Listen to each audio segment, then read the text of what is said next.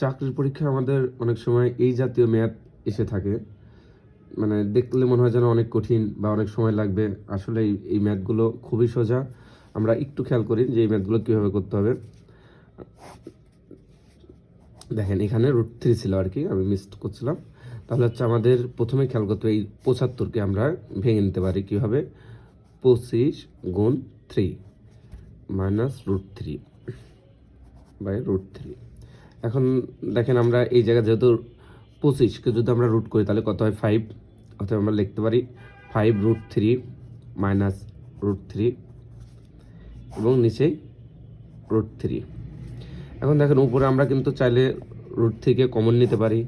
যদি আমরা √3 কমন নিই তাহলে আমাদের কি থাকে 5 মাইনাস 1, ওকে, বাই √3। এখন দেখেন এই √3 কেটে যায়, অতএব তখন কি 5 মাইনাস 1 অতএব 4 থাকে, অতএব এটার অ্যান্সার হবে 4। খুব ইজি অঙ্ক। আমরা অনেকেই এদের জাতীয় অঙ্ক দেখলে হতাশায় পড়ে যায়, কি হবে, টেনশনে পড়ে যায়। এগুলো আসলে খুবই সোজা অঙ্ক।